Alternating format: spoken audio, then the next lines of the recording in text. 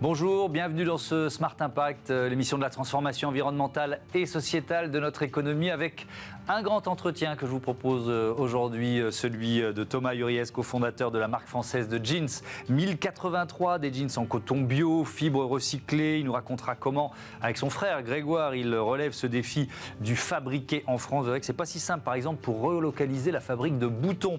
Et puis on parlera aussi de son livre sur la perma-industrie, comment développer des écosystèmes économiques inspirés de la nature, comment mettre en œuvre concrètement ces trois grands principes: prendre soin de la terre, prendre soin des humains et partager équitablement les ressources. Enfin, dans notre rubrique consacrée aux startups éco-responsables, vous découvrirez Solarem qui propose des lampadaires solaires pour l'éclairage public. Voilà pour les titres, c'est le grand entretien tout de suite.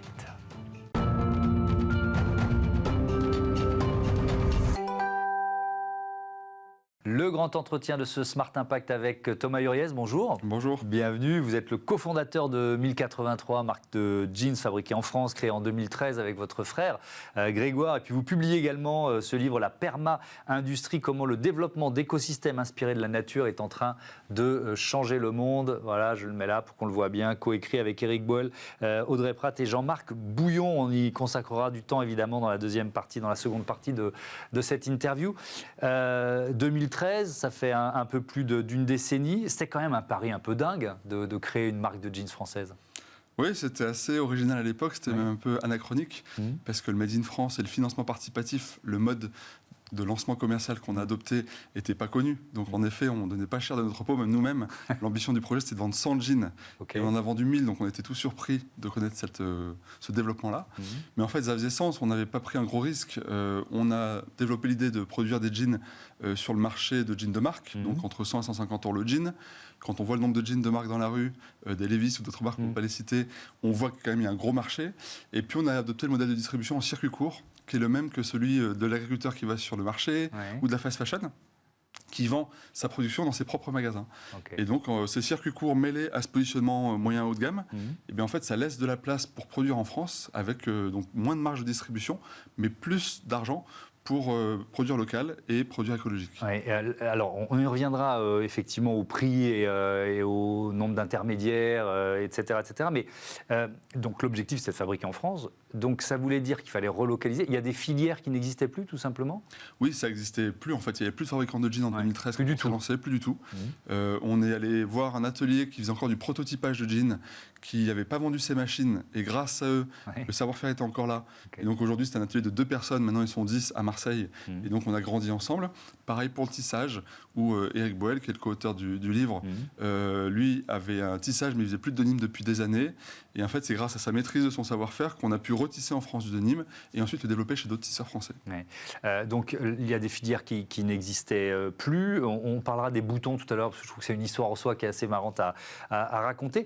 Il y a eu des enjeux techniques qui étaient compliqués à relever. C'est-à-dire que vous parlez des machines. Il a fallu racheter des machines, faire revenir des machines, peut-être aussi trouver des salariés ou former des salariés pour travailler sur ces machines ?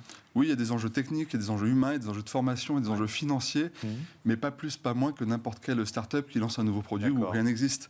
Ce qui nous manquait profondément, c'est la croyance qu'on était encore capable de le faire.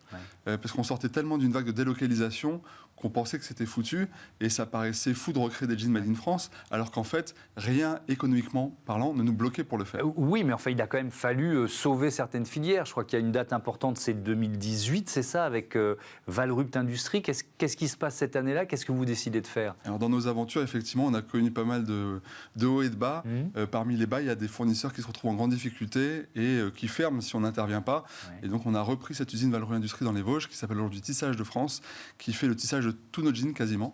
Et donc, ce savoir-faire historique du jean et du coton, du tissage et du coton dans les Vosges, nous sert aujourd'hui fort, parce que c'est là qu'on concentre principalement le tissage de nos denim en France. Ça vient bien de France ? De Nîmes ? Ça vient de Nîmes ? Parce que j'ai lu plusieurs versions sur l'histoire. Ouais, c'est une légende. En fait, ce qui est génial dans le jean, c'est que c'est vraiment universel. Vous avez, pour les Américains, c'est américain, parce que Levi's, parce que la conquête de l'Ouest. Pour les Indiens, c'est indien, parce que Indigo, le coloron du denim, doit son nom au pays de l'Inde, Indigo, Inde. C'est italien pour les Italiens, parce que le mot jean viendrait de Gênes. Et c'est français pour les Français, parce que le mot denim viendrait de Nîmes. De la ville de Nîmes. C'est ça qui est magique avec le jean, c'est qu'en fait, tout le monde en porte, qu'on soit un homme, une femme, un jeune, un vieux, un catholique, un musulman, un jeune, un vieux, de gauche ou de droite, tout le monde porte du jean. Et c'est ce qui fait que ça fait un média super intéressant de la relocalisation et d'un monde qu'on pense plus durable. Un média, c'est intéressant ça, parce que notre façon de nous habiller, c'est déjà un message qu'on envoie, c'est ça? Oui, c'est d'ailleurs le sens premier et primaire de la mode. Quand on était tous tout nus, qu'on vivait dans des grottes et qu'on était poilus, on n'avait pas besoin physiologiquement de se protéger du froid, du chaud, on n'avait pas besoin de chaussures comme les animaux. Mais parce qu'on était des êtres humains, on avait déjà le besoin émotionnel d'interagir. Et du coup, on se parait de bijoux, de tatouages, de tentures. Donc le besoin primaire de la mode est un besoin identitaire. Et donc, c'est la première image qu'on donne de soi. Donc, c'est un média, la mode, oui, bien sûr. La mode est un média. Quelques chiffres sur 1083, une décennie après sa création. 50 000 jeans fabriqués par an. Un chiffre d'affaires de 12 millions d'euros. C'est 1083 et Tissage de France. Et puis, plus de 105 salariés. Tiens, d'ailleurs, je repose la question, même si une partie de nos téléspectateurs le savent peut-être. Pourquoi 1083 ? Alors, le chapeau de 1083, c'est la proximité. Parce qu'en fait, quand on produit prêt, on engage les gens. Vous achetez une bouteille de vin chez le vigneron, elle est meilleure que la même bouteille de vin au supermarché. Et en fait, cette proximité, c'est vraiment ce qu'on a voulu chercher à symboliser. Et donc, on a calculé la distance qui sépare les deux villes les plus éloignées de l'Hexagone. Ces deux villes, c'est Menton au sud-est et Porspoder, c'est un petit village en nord de Brest. Et donc, notre démarche, c'est de fabriquer des jeans à moins de 1083 km de chez nous. Ok, donc il faut faire 1083 km pour les relier. Donc, je voudrais qu'on reparle des prix. Comment vous tenez finalement dans un marché qui est quand même ultra concurrentiel? Ils sont à quel prix vos jeans? Comment ils se situent sur le marché? Le premier prix chez nous est à 99 €. Il y a des jeans assez pointus qui peuvent monter à 179 €, mais le gros de l'offre est à 129 €. Okay. Ça vous place où sur le marché? Ça nous place au prix des jeans de marque. D'accord. Et donc, on n'est pas du tout du luxe et on n'est pas du tout de la fast fashion. Et alors, comment on y arrive? Vous avez commencé à en parler tout à l'heure, mais je voudrais bien qu'on détaille comment on y arrive en fabriquant en France. Simplement en raccourcissant les filières de distribution. Il y a moins d'intermédiaires. Il y a moins d'intermédiaires. Quand vous prenez un jean de marque, vous regardez l'étiquette de prix, le jean est à 130 €, 150 €. Le jean de fast fashion, vous regardez le prix, pareil, le jean est à 30 €. Si vous regardez non plus l'étiquette de prix, mais l'étiquette de composition, vous allez voir que ces deux jeans qui paraissent si différents, parce qu'il y en a un à 130 €, l'autre à 30 €, en fait, sont fabriqués dans les mêmes pays. Bangladesh, Pakistan, Turquie, Vietnam. Pourquoi? Parce qu'en fait, c'est là où on les produit le moins cher et c'est là où l'industrie est la plus structurée, la plus massive. Ce qui fait la différence, du coup, c'est pas le prix de revient, c'est pas le coût du travail, c'est rien de tout ça, c'est le modèle de distribution. Et donc, si on adopte des modèles de distribution plus courts, comme la fast fashion, bien sûr, c'est pas court en kilomètres, mais c'est court parce que H&M, Zara et tous les autres, ils vendent dans leur propre magasin. Il n'y a pas de grossistes, il n'y a pas de multimarques qui vendent du Zara. Et donc, grâce à ça, ils sont plus performants que les grandes marques de mode qui ont plein d'intermédiaires. Ils ont moins besoin de faire de pub ou d'images parce que du coup, ils vendent du prix. Et donc, ils arrivent à avoir une distribution meilleur marché. Et nous, cette distribution meilleur marché, on la met au profit du Made in France, puisque du coup, en se positionnant sur le jean à 130 €, si on fait la même marge que la fast fashion, c'est-à-dire x3, alors que les enseignes de marque font x10, du coup, ça veut dire qu'on a 3 fois plus de pouvoir d'achat pour produire en France. Et ça marche. Et la preuve, puisque vous êtes encore là une dizaine d'années plus tard. Et donc, comme promis, je voudrais qu'on parle des boutons de jeans, parce que ça n'a pas été si simple de les relocaliser. Pourquoi? Non, le but, c'est vraiment de tout relocaliser. Et les boutons, ça nous paraissait basique. D'autant qu'un des inventeurs du bouton pression en France, c'est la société Arémont à Grenoble. Donc, on pensait être bien l'outil. Et en fait, on n'a pas trouvé de technologie similaire, celle qui existe partout dans le monde, qui s'appelle de l'emboutissage, où on vient frapper une feuille de métal, l'emboutir, la tordre et former ce petit champignon et un bouton de jean. Et on n'a pas trouvé, mais grâce à la CCI de la Drôme, ils nous ont mis en lien avec une boîte qui s'appelle UJ-Grip, qui fait des clous de pneus cloutés. Et donc ça n'a rien à voir avec notre univers de la mode, sauf que le clou de pneu clouté, c'est une autre forme de petit champignon qu'on met sur un pneu au lieu de mettre sur son pantalon. Et en fait, eux, ils utilisent la frappe à froid, c'est-à-dire qu'ils partent d'un fil de fer qui viennent tronçonner en petits cylindres d'1 centimètre, et après ils viennent le déformer pour faire ces clous de pneus cloutés ou des boutons de jean. Donc on a essayé avec eux, ça a marché. Il y a encore une partie Alors, il y a la question du coton, évidemment, parce que même s'il y a du coton français, pour l'instant, c'est une petite partie de votre production. Oui, c'est une expérimentation qu'on a fait l'an dernier, qui a généré la commercialisation de jeans 100% coton français, moitié issu de l'agriculture, moitié issu du recyclage. Et donc, ça, c'est 3% de notre offre aujourd'hui, mais c'est la première année. On espère bien la faire grandir petit à petit. Il vient d'où, votre coton? Du Gers, de la Drôme, pour la partie française. Ouais. Le lin, c'est plutôt Normandie. Et la partie coton importé, c'est du coton bio de Tanzanie. Coton bio de Tanzanie. Alors ça, je veux bien qu'on prenne un peu de temps. Quels sont les critères? C'est-à-dire, comment vous avez choisi vos partenaires, en fait? On se base sur les labels. Nous-mêmes, on est certifié Origine France Garantie pour permettre à nos clients d'avoir une certification, un contrôle extérieur de la véracité de notre filière locale. Et nous, on utilise la même chose dans nos achats. C'est-à-dire que le label de référence pour le bio, c'est GOTS. Et donc, on n'achète que du coton GOTS, qui est tracé, qui est vérifié. Et on choisit en plus la Tanzanie, parce que la Tanzanie, c'est un pays où il pleut beaucoup. Donc, c'est du coton pluvial, c'est-à-dire qu'il n'y a pas besoin d'irrigation. Parce que le coton est une plante qui demande de l'eau, moins que le maïs et le blé, mais quand même qui demande de l'eau. Et en fait, quand on fait pousser du coton dans un endroit où il n'y a pas d'eau, en fait, ça cause des désagréments écologiques. Alors que si on le fait pousser dans un endroit où il y a de l'eau, il n'y a pas de problème. Évidemment, c'est moins problématique. Ce qui pose la question de la consommation d'eau. Alors là, les chiffres, ils varient entre 7 000 et 11 000 litres d'eau pour fabriquer un jeans. Comment on arrive à ce chiffre-là? Il y a le coton à produire dans ce bilan. Coton, il y a la teinture, il y a l'ennoblissement, il y a le délavage. Tout ça, ça consomme beaucoup d'eau. Dans les processus traditionnels, quand on le fait avec du coton pluvial ou avec du délavage laser ou à l'ozone, on consomme beaucoup moins d'eau. Donc là, on est de l'ordre de 500 litres. Donc on fait 6 fois moins. Ou même, ça, ce sont les choix que vous avez faits. C'est les choix qu'on a faits.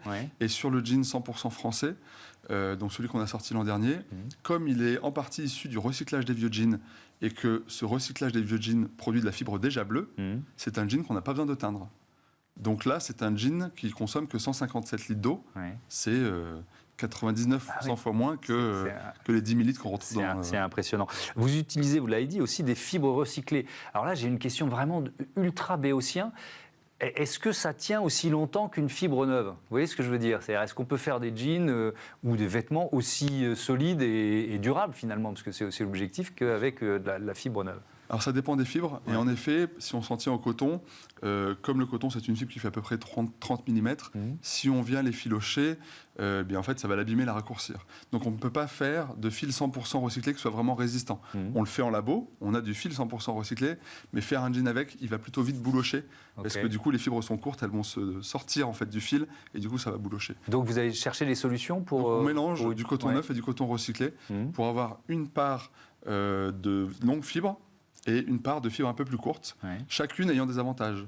Par exemple, le coton français, il fait de très bonne qualité, mais en peu de quantité. Et le coton recyclé, lui, nous apporte d'être déjà bleu et d'être disponible en grande quantité.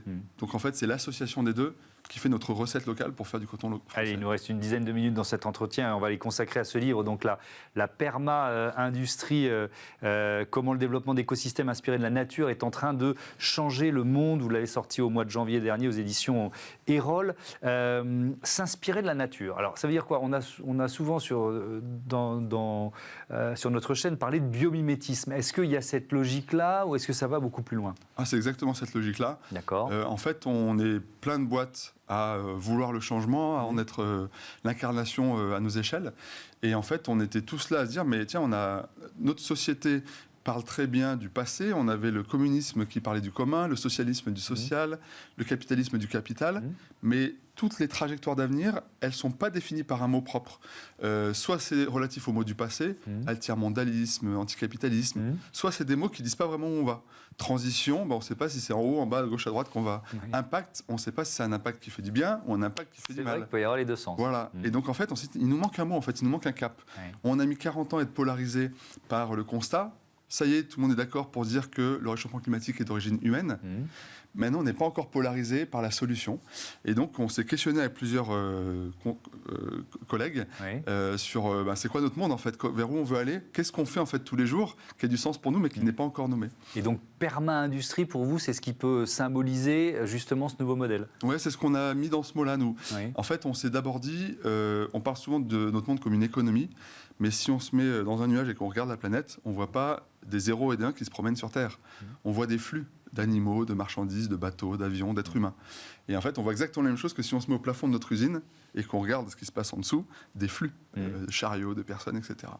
Et donc, on s'est dit, tiens, c'est vachement intéressant de se dire que notre monde est une industrie au sens filière, c'est-à-dire industrie manufacturière, pour des jeans, des voitures, etc., mais industrie aussi du service, comme l'industrie de la finance, ou industrie de la culture, comme l'industrie de la musique. C'est vraiment industrie au sens large. Et on se dit, si notre monde est industriel, au beau sens du terme, alors quel est l'exemple le plus fameux qu'on ait autour de nous ? Et donc, on a cherché parmi plein d'industries humaines, et en fait, on n'a rien trouvé de plus remarquable que la nature, dont le produit, c'est la vie, et qui a une capacité à le produire qui est intarissable, qu'on soit sous l'eau, sur terre, sous terre ou dans les airs. La nature, elle crée la vie, dans des conditions complètement différentes. C'est pas la même chose au Sahara qu'en Europe, qu'aux États-Unis, qu'au Groenland.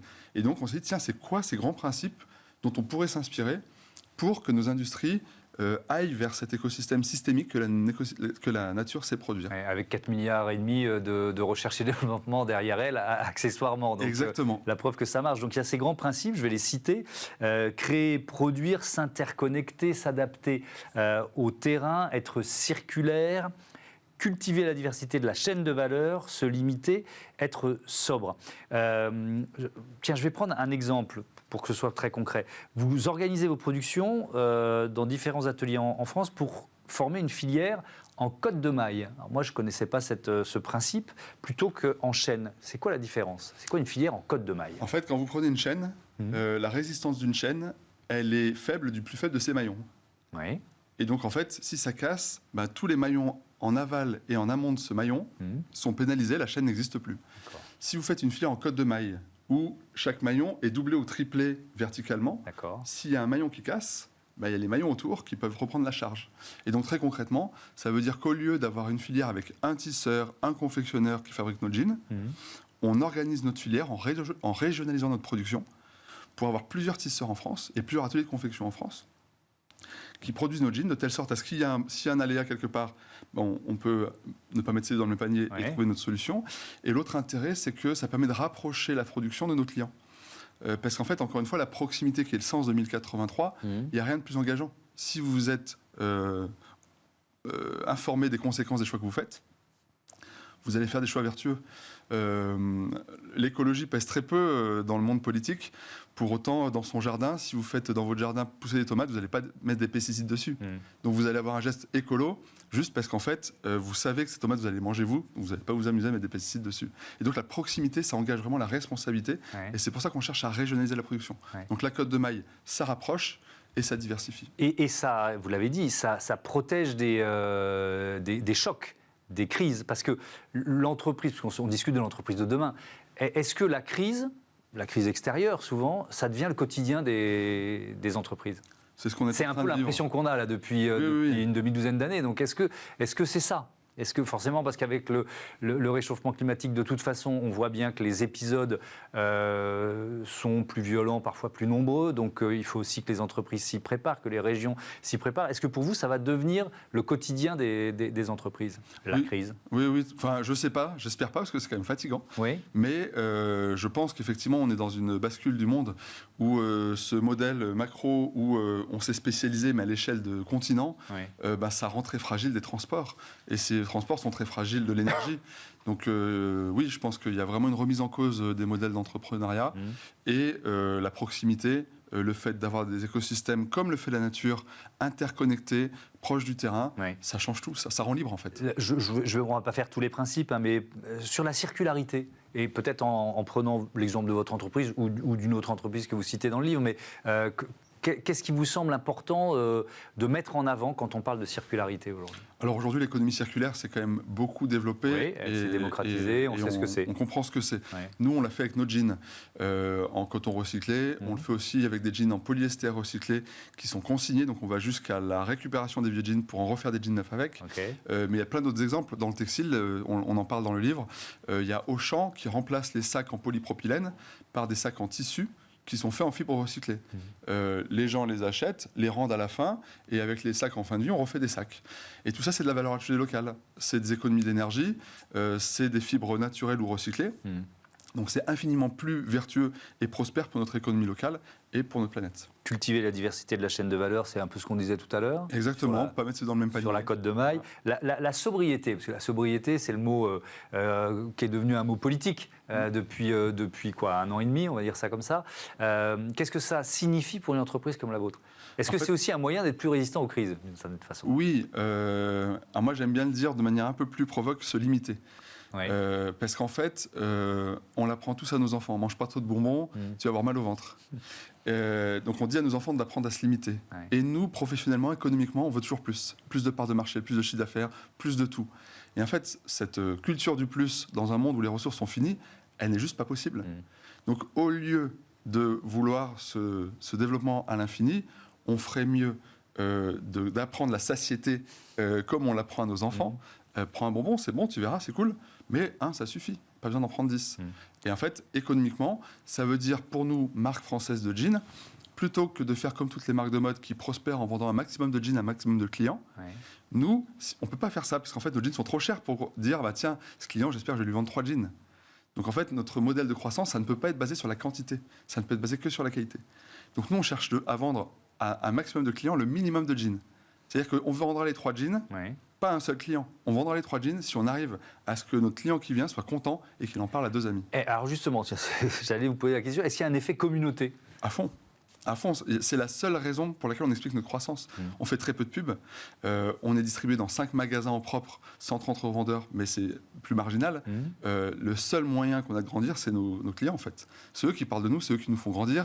C'est l'engagement qu'on a les uns vers les autres et l'énergie qu'on se donne en développant des filières locales qu'on voit, qu'on visite, en se rencontrant, qui fait que du coup, ça donne du sens. Ouais. Je reprends les piliers de la perma-industrie, je les ai cités dans les titres: prendre soin de la terre, prendre soin des humains, partager équitablement les ressources. Je voudrais qu'on parle de ça.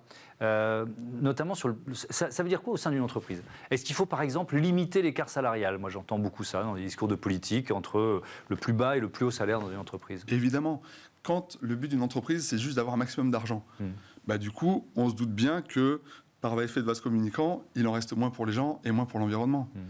Donc il faut limiter, c'est un des 6 principes, la financiarisation de ces entreprises.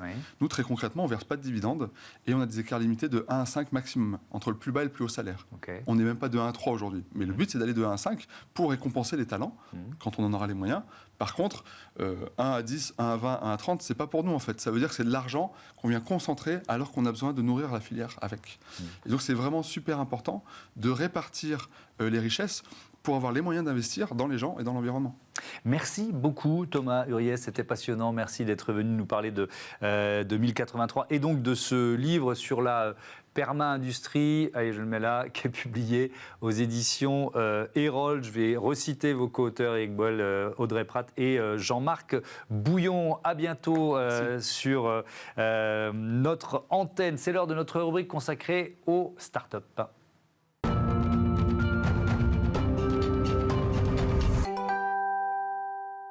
Smart Ideas avec Denis Gris, bonjour. Bonjour. Bienvenue, vous êtes le cofondateur, président de Solarem, vous l'avez créé en 2023 avec Jean-Jacques Laurent, l'ancien patron de PRB, une histoire d'entrepreneur. C'est quoi l'idée de départ ? L'idée de départ, c'est tout simplement un constat. J'habite dans un village, zone rurale, et force est de constater que le matin, quand l'hiver, vous prenez votre voiture pour aller au travail, vous constatez que les abris de ramassage scolaire dans les zones rurales sont à 98% non éclairés. C'est dangereux. Ah, carrément, c'est dangereux. Donc là, à un moment donné, donc on va doucement. Les jeunes, ok, ils ont un habit réfléchissant ou pas. Voilà. Et puis, quelques semaines après, par la voie de presse, il y a eu une jeune fille qui a trébuché. Heureusement, le pire a été évité, bousculé. Et là, je suis allé voir les élus de ma commune. J'ai dit, mais pourquoi il n'y a pas ça ? Et c'est tout juste pas possible. On ne peut pas faire du réseau électrifié sur tous les villages de France. Ça coûterait d'électrifier. Et là, voilà. Donc vous avez eu l'idée. Oui. Donc c'est quoi ? Ce sont des lampadaires, c'est ça ? Alors ce sont des lampadaires à la base, mais j'ai rien inventé, ça existe. Sauf que je trouve que les lampadaires, je voulais quelque chose de design, c'est-à-dire qu'on rentre dans une démarche, j'allais dire, toute nouvelle. Le monde est en train de changer. Et je voulais un design, je voulais des panneaux solaires qui qui soit incorporé à l'éclairage et non pas déporté, parce que bon, là aussi, il faut faire attention à l'idée de la pollution lumineuse, la pollution visuelle, j'allais dire. Bien sûr, ouais. Voilà. Et puis, c'est parti. J'ai commencé. Il y a des élus qui ont commencé à être très intéressés. Et la démarche est partie. Et là, monsieur Jean-Jacques Laurent, que je connaissais, et sa famille ont trouvé l'idée intéressante. Et puis, on est parti sur une nouvelle aventure qui s'appelle Solarem. Voilà, donc des lampadaires solaires. Petite info, source ADEME et ministère de l'écologie, l'éclairage public, ça correspond à 41% de la consommation d'électricité des communes, émissions annuelles, 670 000 tonnes de CO2.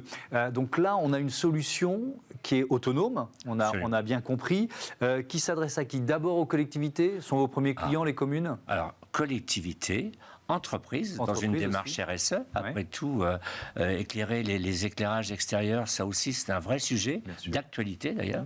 Donc, mon idée, toute simple, enfin, pour moi, quand je parle d'éclairage, je parle plutôt de veiller. C'est-à-dire que maintenant, par exemple, il y a de nouvelles réglementations qui avancent, où les communes rurales et toutes les communes sont de moins en moins éclairées la nuit. On coupe, pour une raison économique, 2, environnementale, la faune, la flore, et puis dans le respect de la nature. Et donc, nous, on apporte des produits qui n'éclairent plus, qui donnent plutôt une veilleuse. C'est-à-dire que quand vous sortez, ou des jeunes sortent d'une salle de sport à 22h le soir et que tout est noir, c'est bien dans l'idée, mais des fois, ça peut poser un problème d'insécurité. 1, on trébuche, on tombe. 2, on peut être agressé ou pas. Donc l'histoire, nous, c'est qu'on propose des produits qui donnent pas du tout le même impact en termes de puissance, parce qu'il ne faut pas, c'est simplement de veiller. En gros, une veilleuse, comme on peut avoir une veilleuse à côté de son lit. Absolument. Bon, en gros, c'est pas un slogan politique, mais bon, quand la France s'éteint, nous, Solarem, veille sur elle. C'est un joli slogan, ça pourrait être un slogan politique, effectivement. Tiens, question de fabrication. Pour l'instant, ils ne sont pas fabriqués en France, ils sont fabriqués en Asie, c'est ça? Absolument, ils sont fabriqués en Asie. On a un designer dans la région d'Angers avec qui on travaille, pour lequel on va développer encore des produits. En gros, l'Asie, ils ont une longueur d'avance en technologie. Les batteries, voilà, comme les voitures, sont encore les maîtres sur le sujet. Les LED et tout ça, et puis ils ont une longueur d'avance parce que le solaire, c'est pas quelque chose qui leur est étranger. Bien au contraire. Mais moi, on construit un bâtiment depuis quelques jours d'ailleurs avec Monsieur Laurent, et on va faire venir les pièces, on va faire les agencements. On va aller faire tout ce qu'il faut pour faire le plus possible local. Tout l'assemblage pour le faire. L'assemblage, absolument, mais avec l'idée, dans une deuxième phase, étape par étape, d'intégrer un jour des moules, faire des moules, designer,